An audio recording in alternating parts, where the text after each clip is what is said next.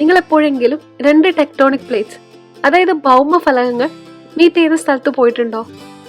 ഇല്ലെങ്കിൽ അങ്ങനെയുള്ള ഒരു മീറ്റിംഗ് പോയിന്റിലേക്കാണ് ഇന്ന് നമ്മൾ പോകുന്നത്. തായ്വാനിലെ ഈസ്റ്റ് റിഫ്റ്റ് വാലി സീനിക് ഏരിയയിലാണ് ഈ മീറ്റിംഗ് പോയിന്റ്. തായ്വാന്റെ തലസ്ഥാനമായ തായ്പേയിൽ നിന്ന് ഏകദേശം 250 കിലോമീറ്റർ ദൂരമുണ്ട് ഈ മീറ്റിംഗ് പോയിന്റിലേക്ക്.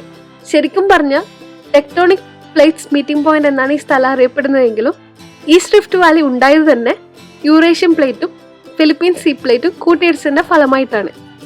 അപ്പോൾ പുതിയൊരു വീഡിയോയിലേക്ക് എല്ലാവർക്കും സ്വാഗതം.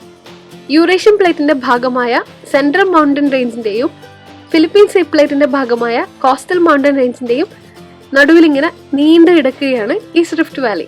ഒരുപാട് കൃഷിസ്ഥലങ്ങളും മനോഹരങ്ങളായ ടൂറിസ്റ്റ് അട്രാക്ഷൻസും ഈസ്റ്റ് റിഫ്റ്റ് വാലിയിൽ ഉടനീളമുണ്ട്. ടെക്ടോണിക് പ്ലേറ്റ്സ് മീറ്റിംഗ് പോയിന്റിൽ സൈക്കിൾ ഓടിക്കാനും നടക്കാനും മാത്രമായുള്ള പാലമാണിത്. ഇവിടെയുള്ള മിക്ക വിനോദസഞ്ചാര കേന്ദ്രങ്ങളും ഇതുപോലെയുള്ള ബൈസിക്കിൾ പാത്സ് ഉണ്ട്.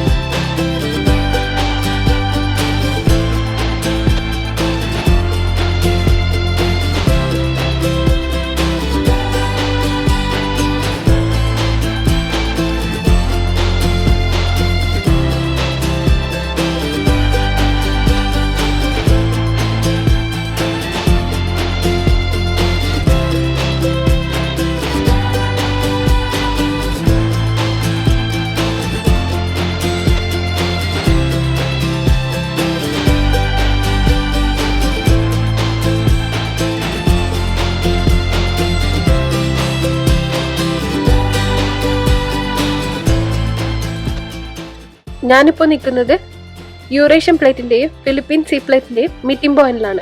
യൂറേഷ്യൻ പ്ലേറ്റിനെ കുറിച്ചും ഫിലിപ്പീൻ സീ പ്ലേറ്റിനെ കുറിച്ചുമെല്ലാമുള്ള വിവരണം ഇവിടെ നിന്ന് വായിക്കാം. ഇപ്പോഴും ഫിലിപ്പീൻ സീ പ്ലേറ്റ് യൂറേഷ്യൻ പ്ലേറ്റിനടുത്തേക്ക് പതുക്കെ പതുക്കെ നീങ്ങിക്കൊണ്ടിരിക്കുകയാണ്. അതിന്റെ ഫലമായി എല്ലാ വർഷവും തായ്വാന്റെ ഉയരം 1/2 സെന്റിമീറ്റർ വെച്ച് കൂടുന്നുമുണ്ട്. ഇപ്പോൾ തന്നെ ലോകത്തിലെ 4ാമത്തെ ഉയരം കൂടിയ ദ്വീപാണ് തായ്വാൻ. ഇങ്ങനെ ഭൗമഫലകങ്ങൾ നീങ്ങിക്കൊണ്ടിരിക്കുന്ന സ്ഥലമായതിനാൽ ദിവസേന എന്നോണം ചെറിയ ചെറിയ ഭൂകമ്പങ്ങളും ഇടയ്ക്കൊക്കെ വലിയ ഭൂകമ്പങ്ങളും ഉണ്ടാവാറുള്ള സ്ഥലവും കൂടിയാണിത്. കഴിഞ്ഞ വർഷം ഏപ്രിലും ആഗസ്റ്റിലും മാഗ്നിറ്റ്യൂഡ് 6 ഭൂകമ്പങ്ങൾ ഉണ്ടായിരുന്നെങ്കിലും കാര്യമായ അപകടങ്ങളൊന്നും ഉണ്ടായില്ല.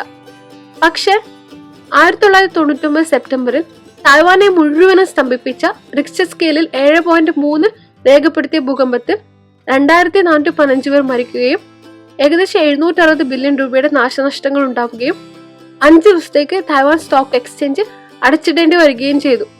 ഭൂകമ്പത്തിന്റെ പ്രഭവ കേന്ദ്രത്തിലുണ്ടായിരുന്ന തകർന്ന സ്കൂൾ ഇപ്പോൾ ഒരു ഭൂകമ്പ മ്യൂസിയമാണ്. ഈസ്റ്റ് റിഫ്റ്റ് വാലിയിൽ തന്നെയുള്ള ഒരു ചെറിയ തടാകത്തിലേക്കാണ് അടുത്തതായി പോകുന്നത്. ദാപ്പോ എന്നാണ് ഇതിന്റെ പേര്. താമര ഉണ്ടാകുന്ന സീസണിൽ ഈ തടാകത്തിൽ നിറച്ചും താമരകളായിരിക്കും. ഇപ്പോൾ വേണമെങ്കിൽ പെഡൽ ബോട്ടിംഗ് ഒക്കെ ചെയ്യാം.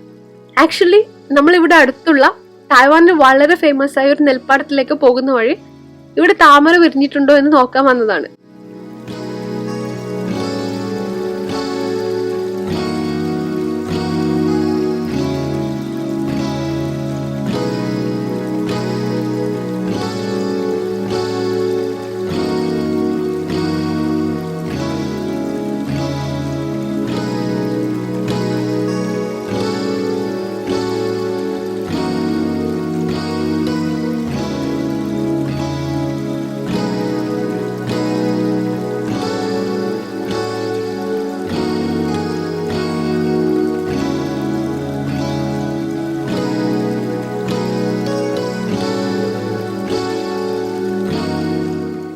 താമരയൊന്നും ഇല്ലാത്ത സ്ഥിതിക്ക് ഇവിടെ സമയം അധികം കളയാതെ ബ്രൗൺ ബൊളിവാർഡ് എന്നറിയപ്പെടുന്ന ആ പാടശേഖരത്തിലേക്ക് പോവുകയാണ്.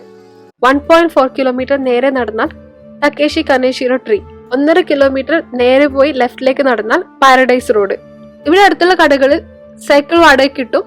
സൈക്കിൾ ഓടിക്കാൻ അറിയാത്തവർക്ക് വരാനുള്ള സൈക്കിൾ റിക്ഷ വരെയുണ്ട്. ഞങ്ങൾ എന്തായാലും നടക്കാൻ തന്നെ തീരുമാനിച്ചു.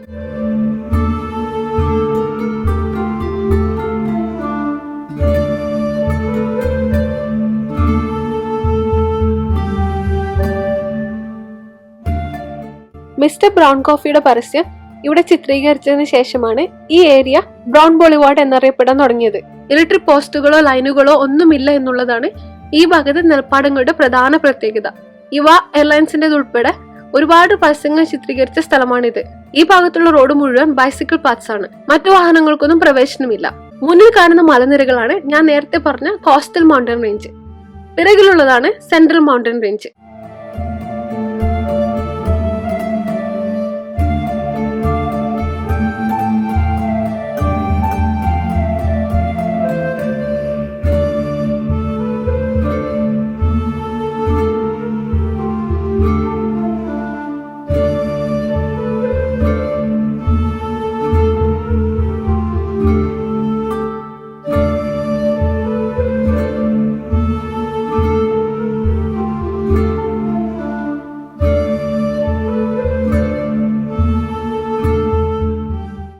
തായ്വാനീസിന് പുറമെ ഇവിടെ വരുന്ന ടൂറിസ്റ്റുകൾ അധികവും ജപ്പാൻ, സൗത്ത് കൊറിയ, ചൈന എന്നിവിടങ്ങളിൽ നിന്നാണ്.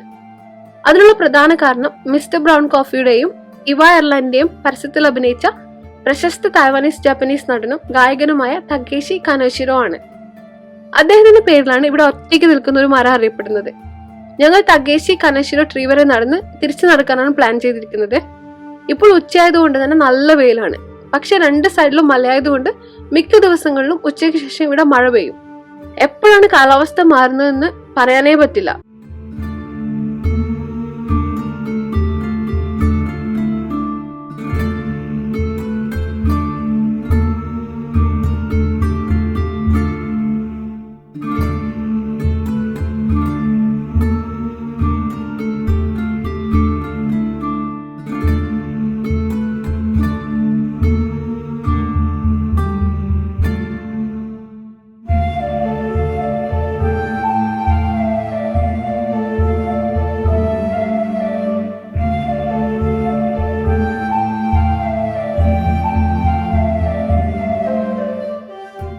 മുന്നിൽ നല്ല തെളിഞ്ഞ നീലാകാശമാണെങ്കിലും പിറകില് കാലാവസ്ഥ മാറി മാറി വരുന്നുണ്ട്.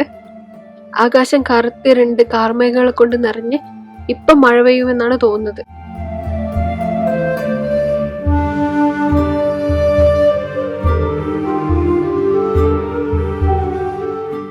ഇവിടുന്ന് ലെഫ്റ്റിലേക്ക് പോകുന്നതാണ് പാരഡൈസ് റോഡ്.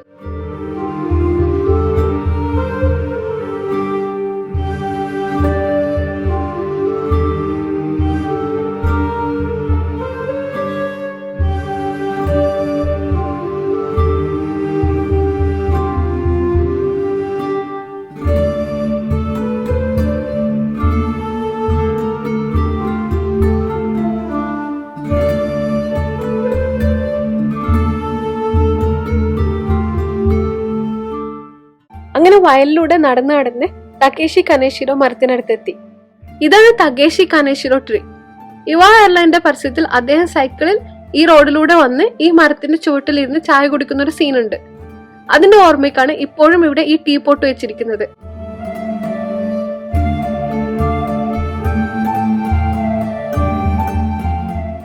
ഇവിടെ ഒന്ന് ഫോട്ടോ എടുക്കാനാണ് ഇവരൊക്കെ വെയിറ്റ് ചെയ്യുന്നത്.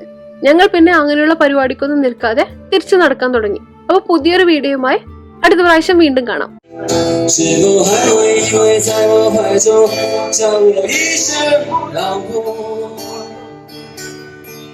直到我们剩下最后一口气，你是否还记